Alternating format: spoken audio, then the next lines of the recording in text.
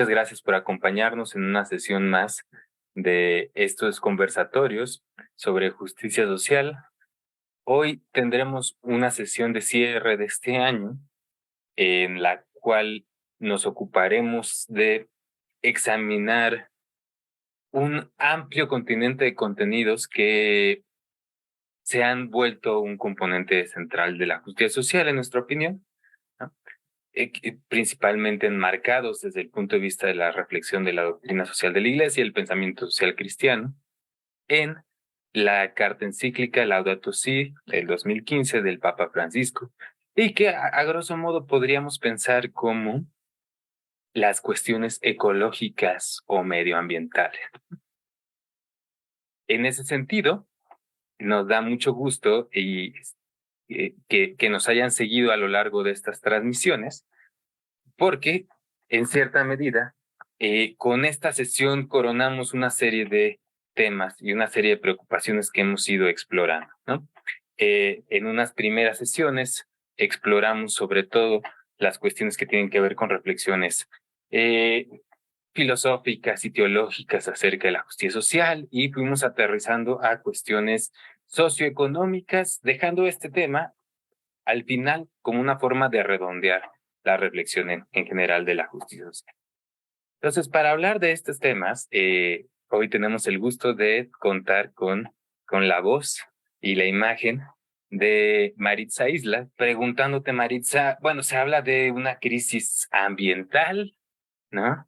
¿Qué podemos saber de esa crisis? ¿Qué tan urgente es? ¿Cómo la podemos entender, ¿no? Incluso hoy en día, un cierto presidente de los Estados Unidos hace unos años decía que eso era totalmente un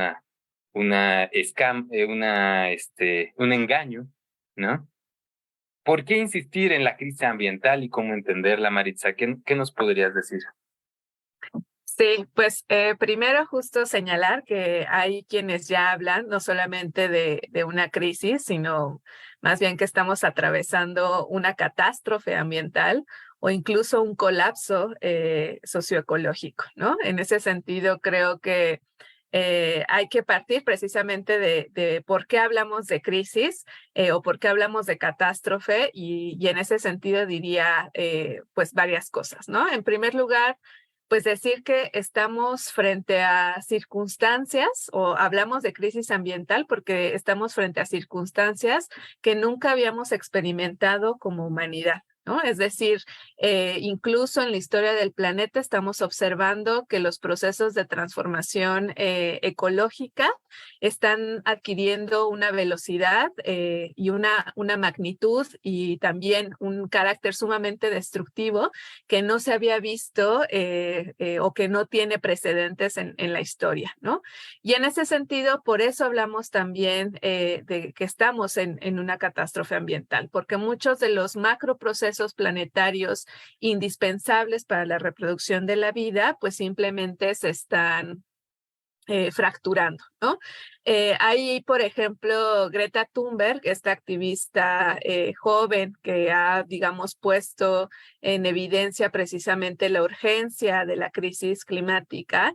Tiene una metáfora que me gusta mucho porque de alguna manera da cuenta del nivel. Greta Thunberg tiene esta metáfora que da pues mucha claridad respecto a la urgencia o la premura que tenemos por llevar a cabo acciones en materia climática y ambiental, ¿no? Y ella dice que lo que tenemos actualmente es una casa que se está incendiando. Creo que eso devela muy bien el grado, digamos, de gravedad en el que nos encontramos y también la premura por tomar acciones, ¿no?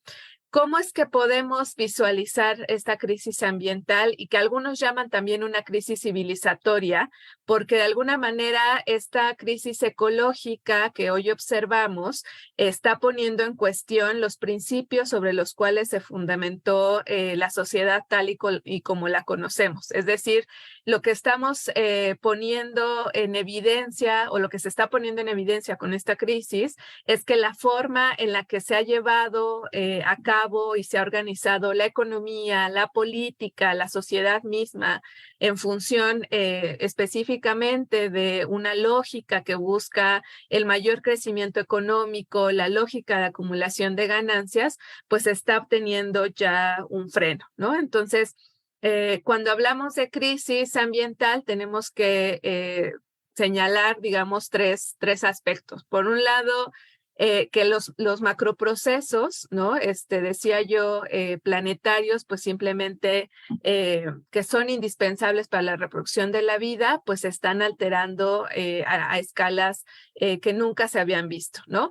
Esto implica a su vez que nos enfrentamos a condiciones ambientales y climáticas cada vez más hostiles, que incluso nos hablan de que hoy estamos experimentando o estamos transitando hacia una nueva era geológica, ¿no? Es decir, una era geológica que actualmente se denomina como antropoceno, porque se considera que las actividades industriales son las que están alterando por completo la integridad geológica planetaria, ¿no? Entonces, esta crisis ambiental se expresa de múltiples maneras. Al respecto, hay un grupo de investigadores que se ha dado a la tarea precisamente de documentar cuál es el nivel, digamos, de gravedad en el que se encuentra esta crisis ambiental. Y ellos hablan de la existencia de 9 fronteras planetarias, las cuales dicen serían como el espacio seguro en el que se ha movido la humanidad durante toda su historia, ¿no? Es decir, límites planetarios dentro de los cuales hasta cierto momento nos movimos y nos permitió el desarrollo de la civilización tal y como la conocemos, ¿no? Entonces, estas fronteras planetarias son, por ejemplo, la disponibilidad de agua dulce, el cambio climático, la integridad de la biosfera, pues el cambio de uso de suelo, la acidificación del océano, las condiciones de los ciclos biogeoquímicos. Y lo que están señalando cada uno de estas fronteras es que la humanidad está transgrediendo año con año este límite que considerábamos seguro.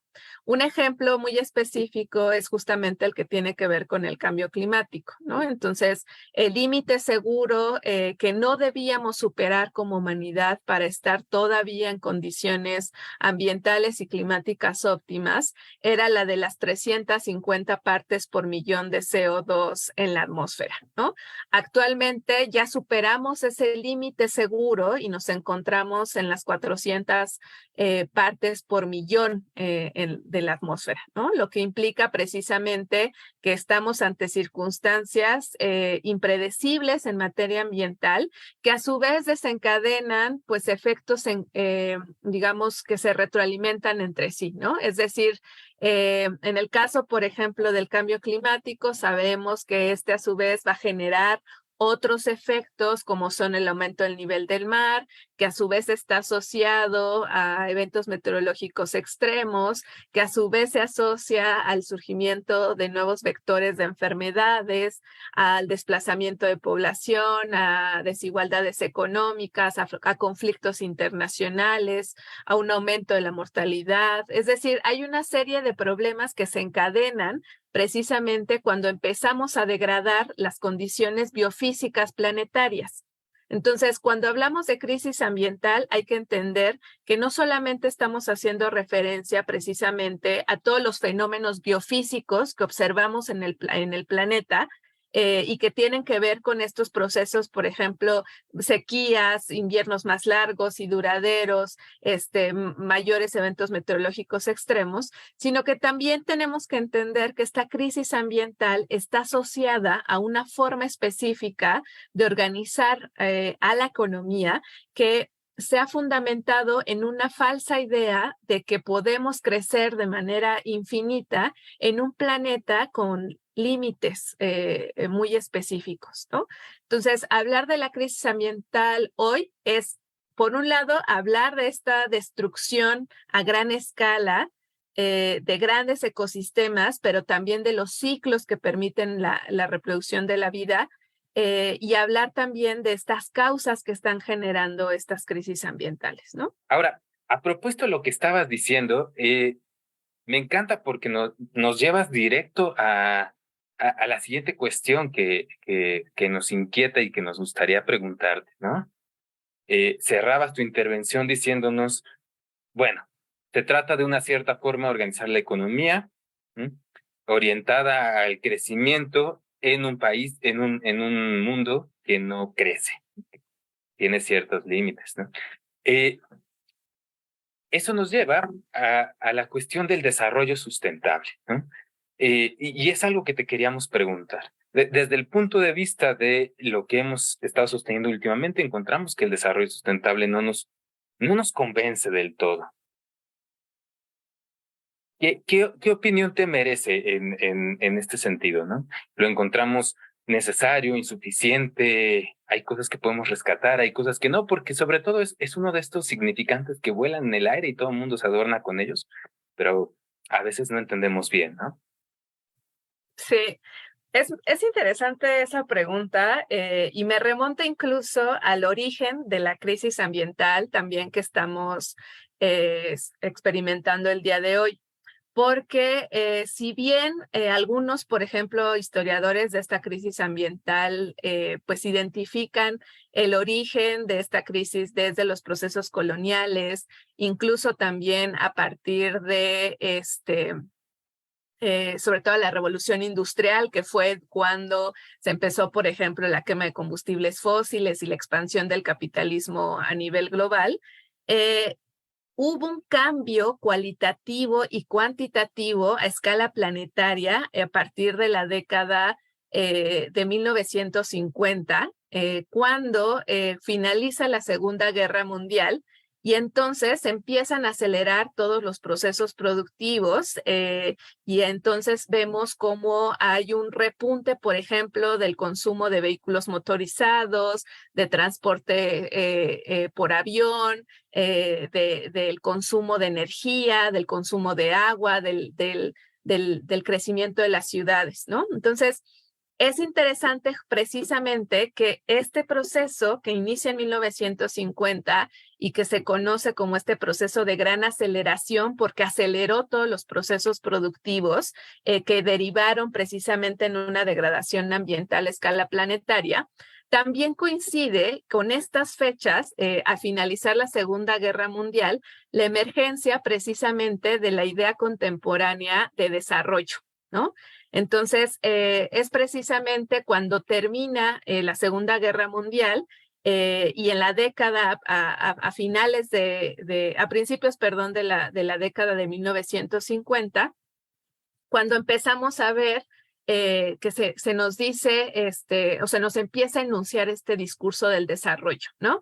De hecho, es habitual justamente tomar como punto de referencia el discurso de 1949, se enuncia por primera vez este discurso del presidente de Estados Unidos, Harry Truman, donde precisamente expone al crecimiento económico, la modernización tecnológica y el avance de la ciencia como las rutas para alcanzar la paz, ¿no? Y además se establece precisamente esta idea de desarrollo y se plantea como una trayectoria unilineal, es decir, que todos los países en algún momento van a pasar por el desarrollo y aquellos países que se conciben como subdesarrollados, si siguen los pasos y las recetas de los países ya desarrollados, lograrán alcanzar el desarrollo, ¿no? Este discurso va perdiendo, digamos, o va acentuando ciertas contradicciones, ¿no?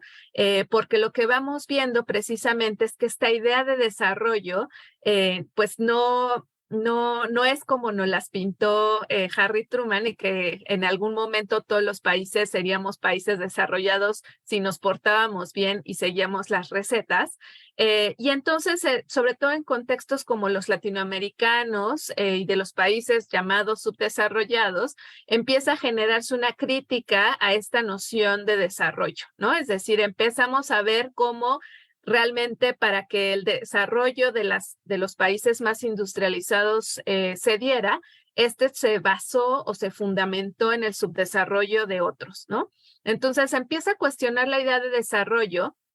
Y además empiezan a sumarse otros problemas, como son los problemas ambientales, pero también los problemas ambientales vinculados a problemas de desigualdad, ¿no? Me explico.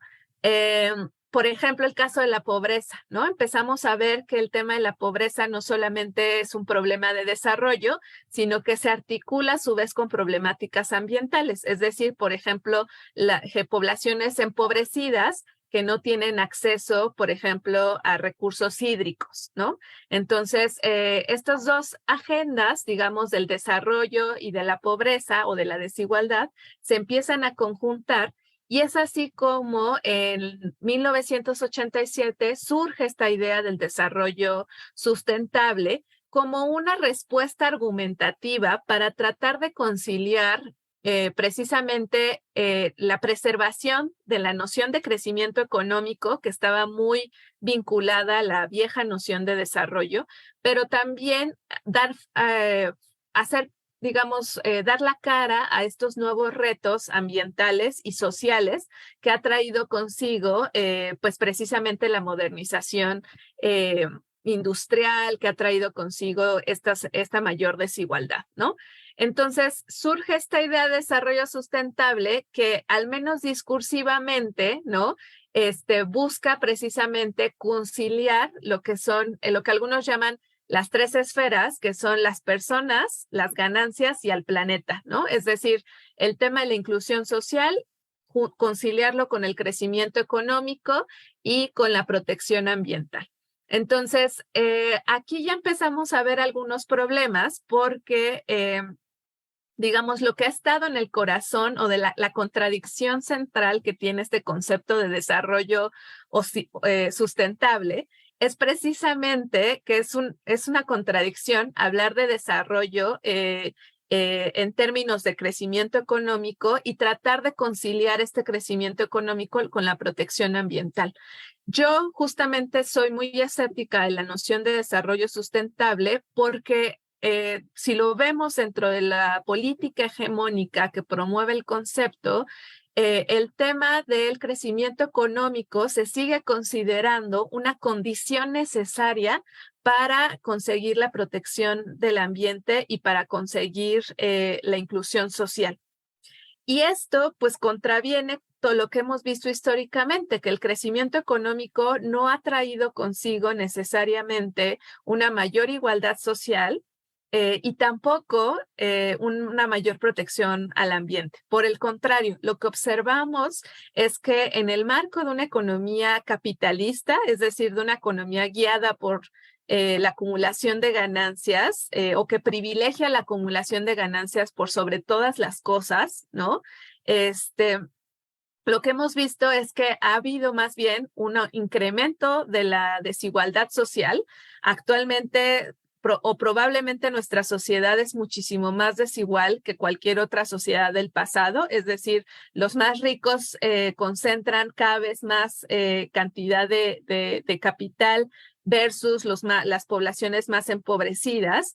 Y al mismo tiempo somos una de las, a pesar de esta riqueza que se genera, que probablemente también somos la sociedad, la sociedad que más riqueza ha generado, aún así el tema de la protección al ambiente pues es uno de los menos considerados, ¿no? O sea, y esto incluso lo vemos en términos muy prácticos, por ejemplo, los presupuestos gubernamentales que se otorgan a la protección del ambiente, o lo vemos, por ejemplo, en la resistencia de todos los países de dar financiamiento al tema de cambio climático, ¿no? Entonces, cómo, digamos, hay una contradicción muy fuerte precisamente entre la idea de desarrollo muy anclada en el crecimiento económico y la protección de la naturaleza, ¿no? Entonces, desde mi punto de vista, la idea del desarrollo sustentable, aunque argumentativamente suena linda y no podríamos estar pues en desacuerdo en que sería importante tener mayor inclusión social y mayor protección al ambiente. No obstante, el tema es que se sigue privilegiando el crecimiento económico como único medio para conseguir estos objetivos, ¿no? Entonces, diría eso, ¿no? O sea, un poco ahí veo, digamos, el problema del concepto de desarrollo sustentable que no ha logrado cambiar esta lógica que sigue privilegiando al crecimiento económico. Muchas gracias, Maritza. Y bueno, sirve que introduces en la discusión otro tópico que nos parece muy interesante, ¿no? Que es la cuestión de la pobreza extrema y la desigualdad que se han venido acrecentando a pesar de las promesas de mayor crecimiento, mayor producción global de riqueza.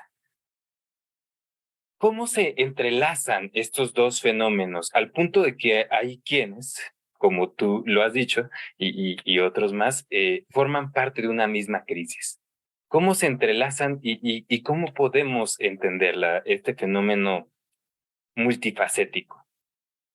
Sí, pues decía hace ratito, la crisis ambiental también es como una de las caras de una crisis civilizatoria más amplia, que tiene que ver precisamente también con un modelo de economía. O sea, para mí no podemos entender muchos de los problemas de desigualdad, de pobreza o los problemas ambientales si no partimos precisamente de una crítica profunda a cómo opera la economía. También por eso la noción, por ejemplo, de desarrollo sustentable me parece que es muy limitada porque no cuestiona los fundamentos y los principios sobre los cuales se estructura la economía. Acá, pues esta crisis pues es civilizatoria y además tiene que ver precisamente con el hecho de cómo opera la economía actual, ¿no? Entonces, para entender cómo se articula precisamente esta crisis ambiental con una crisis social más amplia, tenemos que hacer una crítica profunda al funcionamiento de la economía, ¿no? Entonces, eh, por eso decía también el carácter limitado del concepto de desarrollo sustentable, porque este no cuestiona los principios sobre los cuales se fundamenta o se estructura esta economía global, ¿no? Entonces, ¿cómo se articulan esta dimensión social con esta dimensión ambiental? Al grado que justamente los movimientos ambientales han especificado muy bien o lo han enunciado de manera muy clara, que la justicia social es también justicia ambiental y viceversa. Diría que justamente tiene que ver con cómo opera la economía actual, ¿no? La cual está fundamentada en la explotación de dos elementos vivos. Por un lado, el ser humano y por otro lado, la naturaleza o el ambiente, ¿no? Entonces, la economía actualmente no la podemos entender sin esos dos elementos o sin la explotación de esos dos elementos, ¿no? Entonces, cuando hablamos de explotación de la naturaleza, pues tenemos que entender que este modelo económico se fundamenta en la obtención a precios muy baratos, ¿no? De esas llamadas materias primas, ¿no? Para la producción de mercancías. Y esto lo mismo ocurre con la dimensión humana, ¿no? Es decir, lo que observamos cada vez más es cómo se degradan las condiciones laborales de las personas y entonces estos dos tipos de explotación se articulan justamente para preservar este sistema económico desigual e injusto. Por eso vemos que aunque estamos generando como sociedad en conjunto una cantidad de riqueza enorme, también vemos cómo esta riqueza se concentra en poquísimas manos, ¿no? No es, digamos, a nivel global, pero también en el caso de México, pues vemos cómo existen grandes súper ricos, ¿no? Versus una población sumamente empobrecida. Esa sería una respuesta, ¿no? O sea, porque el sistema económico actual se fundamenta en la explotación de estos dos elementos vivos, el ser humano y la naturaleza. La otra cuestión es que justamente lo que han evidenciado los movimientos por la justicia ambiental es cómo son precisamente las poblaciones más empobrecidas, las poblaciones racializadas, las poblaciones más discriminadas, las que suelen resentir los efectos más destructivos de la degradación ambiental, ya sea porque estas poblaciones se ubican o son colocadas en lugares donde reciben los impactos ambientales más agudos, ¿no? Esto lo vemos, por ejemplo, que son los barrios más empobrecidos o los barrios de poblaciones migrantes o de población racializada, donde se colocan las industrias más contaminantes, los basureros tóxicos, los desechos, etcétera, ¿no? O lo vemos también con el caso del cambio climático, o sea, cómo las poblaciones que menos han contribuido al problema del cambio climático son quienes van a resentir más las afectaciones, ¿no? Entonces, aquí se vuelve como un abanico de injusticias, ¿no? Ya de por sí estas poblaciones padecen las injusticias derivadas de su vulnerabilidad política, económica, cultural, y a esto se suma a su vez la dimensión ambiental, ¿no? También ahí, digamos, lo vemos porque esta llamada crisis ambiental que vemos en estos macroprocesos como son el cambio climático, la pérdida de biodiversidad, etcétera, también hay que entender que esta crisis ambiental la respiramos y la comemos todos los días y generalmente la respiramos más y la comemos más quienes más vulnerables o empobrecidos somos, ¿no? Las poblaciones más vulneradas y empobrecidas, ¿no? Porque son las poblaciones más vulnerables o más empobrecidas quienes respiran un aire más contaminado, quienes respiran un agua que no es óptima para su salud o quienes ni siquiera tienen acceso al agua, quienes consumen alimentos que también son cada vez más pues dañinos, ¿no? O ya sea por la cantidad de agrotóxicos, etcétera. Entonces, la crisis, digamos, esta injusticia social se articula, ¿no? Con esta justicia ambiental, de manera que se retroalimenta, ¿no? Entonces, las poblaciones empobrecidas probablemente tengan menos acceso al agua, menos acceso a alimentos adecuados, menos disponibilidad de afrontar, por ejemplo, los impactos del cambio climático, ¿no? Entonces, cuando hablamos o demandamos justicia ambiental, es decir, de tener estos impactos desiguales que están generando, que genera la economía y ciertas actividades industriales, estamos haciendo también una demanda por justicia social, ¿no? Porque son precisamente los más pobres, los más vulnerables, quienes reciben los impactos de esta degradación. Muchas gracias, Maritza. Creo que con esa respuesta tan contundente estamos llegando al clímax de la sesión. Y quizá la parte más abstracta por un lado y más desalentadora por el otro, ¿no? Esta crisis, las desigualdades, la devastación ecológica, etcétera, etcétera. Y por eso, para tratar de pintar con unas notas de esperanza y no de optimismo, nos gustaría saltar como a las vías de cambiar la situación, ¿no? En tu opinión, ¿qué papel juegan los movimientos sociales, los pueblos indígenas, las organizaciones populares en la búsqueda de justicia ambiental, en la búsqueda de aliviar la crisis? ¿Por qué han sido escogidos, además, no escogidos, sino reconocidos como actores importantes de esta búsqueda? Pues para ser más, o sea, para ser directa, digamos, respecto a la importancia que tienen los movimientos sociales, pueblos indígenas y en general las defensoras y defensores de la tierra y los territorios, yo diría que son estos sujetos, estas personas que en el día a día defienden su tierra, defienden los recursos, defienden los territorios, el agua, los bosques, son quienes finalmente hacen más por la preservación de la vida y del planeta que estas tan afamadas convenciones o conferencias que se dan a nivel internacional, que apenas tuvimos una, que fue la conferencia de las partes número 27, donde se reúnen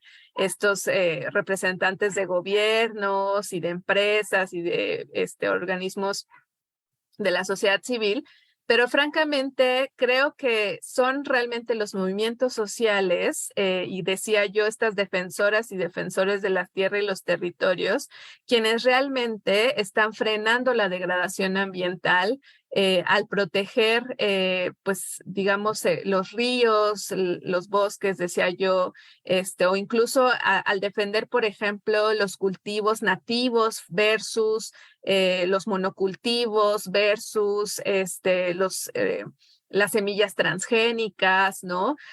Todas estas poblaciones también que se oponen a los megaproyectos, ¿no? Que solamente, digamos, degradan los ecosistemas sin que haya ningún beneficio para las poblaciones intervenidas, ¿no? Entonces, yo realmente creo que los sujetos de cambio del cambio que necesitamos, ¿no? Y de la transición, de la llamada transición social y ecológica que necesitamos, son precisamente estas poblaciones que en la cotidianeidad están defendiendo la vida y al planeta y a los territorios, ¿no?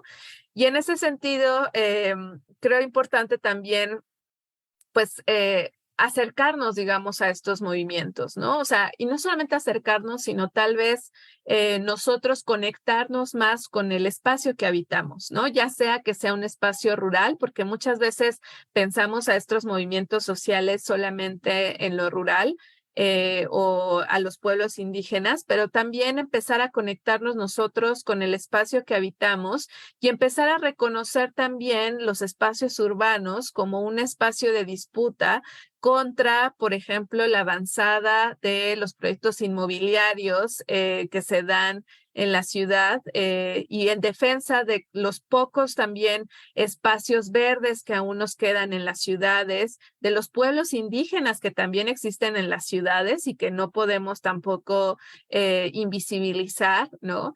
Entonces, yo creo que es en estos movimientos donde, por un lado, está, como decías hace ratito, la esperanza, donde están las alternativas puestas, y donde realmente está la disputa por definir el presente y el futuro posible, y de alguna manera demandar que este presente y este futuro sea más justo en términos ambientales y sociales, ¿no? Entonces, creo que todos tendríamos que apostar en ese sentido para vincularnos, para incluso, vincularnos con estos movimientos o formar también nuestros propios movimientos en cada una de nuestras localidades, porque la injusticia ambiental, créanme, creo que está a cualquier lugar que demos la vuelta, podemos ver un proceso de injusticia ambiental, ¿no? O sea, no solamente se trata de estos macroprocesos del cambio climático,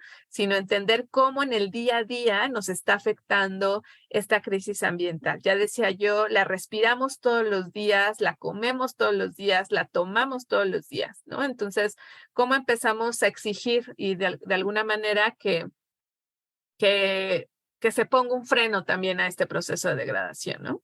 ¿Por qué las mujeres, la asociación con este tipo de actividades? El aporte que, digamos, han tenido las mujeres y también que también ya se reconoció mucho el papel de los pueblos indígenas como grandes conservadores de, por ejemplo, ecosistemas críticos, ¿no? En el caso de los pueblos indígenas, pues también por una larga tradición, de alguna manera, o de un vínculo distinto que se tiene con la naturaleza.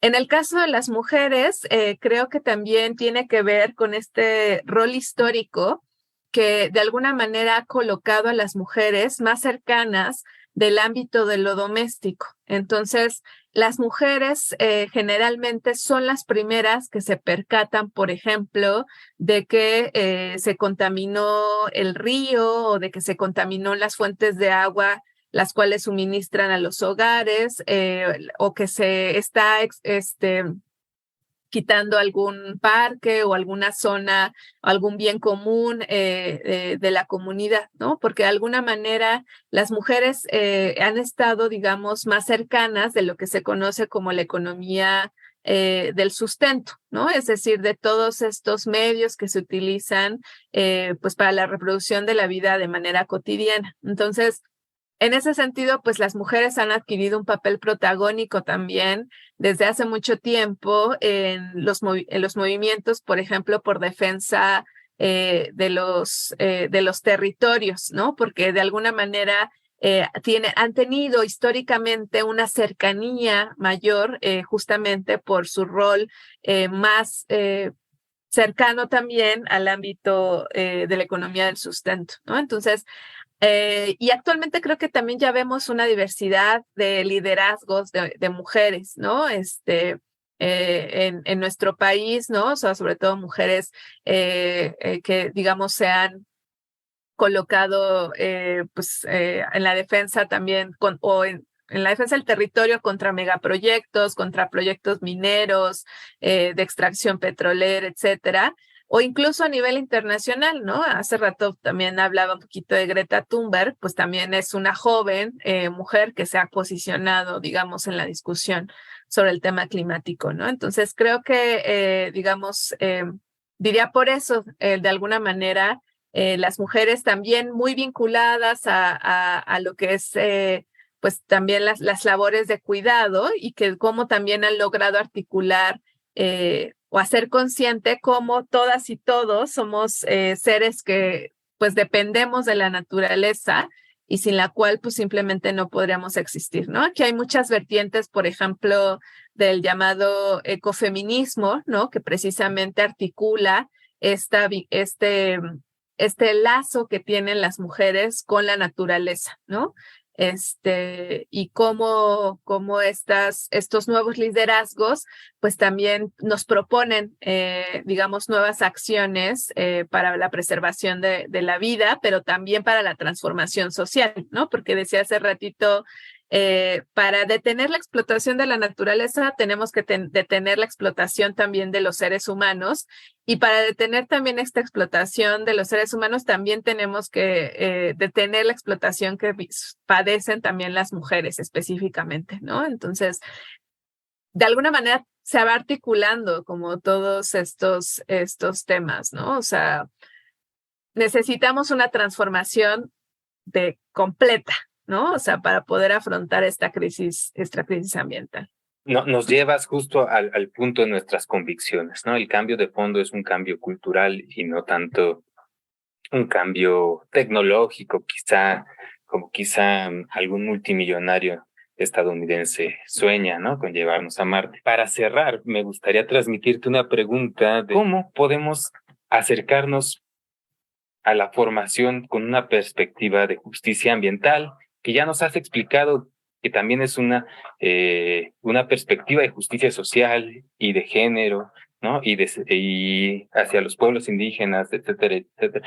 Sobre todo, creo que encaja muy bien con esto que nos decías de educar la mirada para empezar a percibir injusticias ambientales en la vida cotidiana, ¿no? Y no solo en los grandes macrofenómenos. ¿Cómo nos podemos acercar? Ahí sí te pedimos consejo, Maritza. Precisamente creo que se necesita una nueva mirada, ¿no?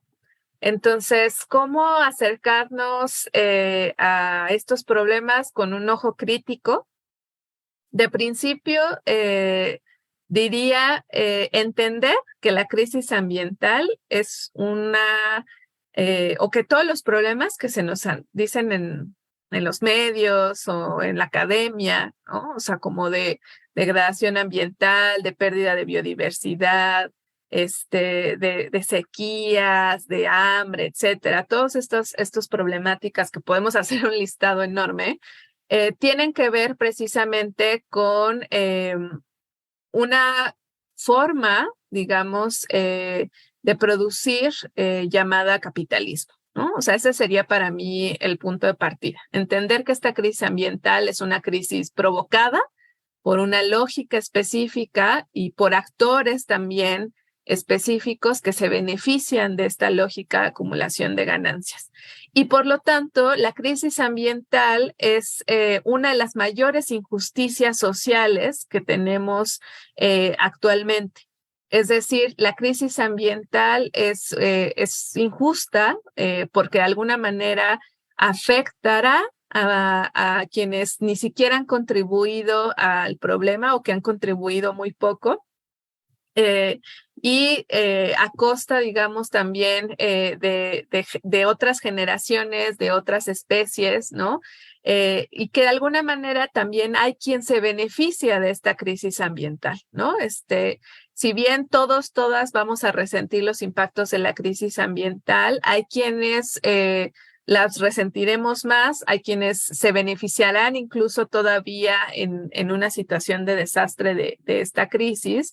Entonces, entender que la crisis es injusta y entonces entender las raíces de esta injusticia que podemos encontrar precisamente en cómo opera la economía, ¿no? Y otra cosa que también me parece importante es justamente tratar de entender que la crisis ambiental no es algo que va a ocurrir en el 2050, no es algo que va a ocurrir en el Ártico, al oso polar, o que no es algo que va a ocurrir en otros lugares o en otras geografías, sino es algo que está ocurriendo, digamos, ya, o sea, en el presente, y que cada vez nos afecta de maneras más cercanas, ¿no? Entonces, muchos se decía, por ejemplo, con el tema de la pandemia, ¿no? O sea, es una de las expresiones también de esta crisis ambiental, la emergencia de nuevas enfermedades, ¿no? Que pues tocan a nuestra puerta y que tienen costos de vidas humanas y costos psicológicos brutales. Actualmente se nos dice también, por ejemplo, de la existencia de microplásticos en la leche materna, ¿no? Se nos habla también de que el aire que respiramos, pues simplemente no cumple con los estándares de salud de la Organización Mundial de la Salud. Es decir, empezar a notar, digamos, que en nuestro día a día cada vez se nos afecta más en nuestra salud, ¿no? Entonces, y en la forma en la que se reproduce nuestra vida, ¿no? Entonces, creo que acercarnos al tema ambiental desde una perspectiva de la justicia ambiental implica que todas y todos precisamente entendamos que las condiciones ambientales y climáticas y defender estas condiciones ambientales y climáticas es una condición necesaria para pues cualquier proyecto político, para cualquier proyecto de sociedad que tengamos, ¿no? Entonces, digamos, creo que enfatizar ahí también una cosa que se señala mucho desde los ecofeminismos es que somos seres vulnerables y somos seres ecodependientes y sociodependientes, ¿no? Entonces también incluiría como ese principio a una mirada de la justicia ambiental, ¿no? O sea que para existir necesitamos de los otros, de cuidar entre nosotros, de cuidarnos entre nosotros, que necesitamos que nos cuiden, pero nosotros también cuidar de los demás y también entender que somos dependientes de los ecosistemas, ¿no? Entonces, que cuidar a los ecosistemas es cuidar de nosotros mismos. Y si entendemos esa sociodependencia y esa ecodependencia y la ponemos en práctica, creo que va a ser, digamos, más sencillo precisamente acercarnos a los problemas ambientales desde una óptica de la justicia ambiental, ¿no? Entender que no hay una separación sociedad-naturaleza, sino que nosotros dependemos y somos naturaleza, ¿no? Bueno, pues con conclusión tan fuerte cerramos con una tarea pendiente monumental, ¿no? Cómo transmitir eso a las personas que pasan por el instituto y en general creo también como un deber de todas las personas comprometidas con la sociedad y el medio ambiente. Y bueno, como dicen por ahí, se nos queda de tarea. Mientras tanto, solo queda agradecerle a Maritza por tan clara presentación de los tópicos que realizó a lo largo de este breve conversatorio y que como siempre nos quedamos con ganas de extenderlo más y preguntar más y van surgiendo ciertas cuestiones, pero en apego a los tiempos tenemos que cerrar en este punto. Quiero agradecerte profundamente, Maritza, por haber dedicado este tiempo de tu agenda para platicar con nosotros y a las personas que nos acompañan también por haber reservado este tiempo para hacer comunidad, aunque sea mediante esta clase interfaz y alrededor de estos temas. Por mi parte, muchas gracias. Maritza, como siempre, un gustazo. Muchas gracias a ti, por la invitación y a quienes nos escucharon también. Gracias.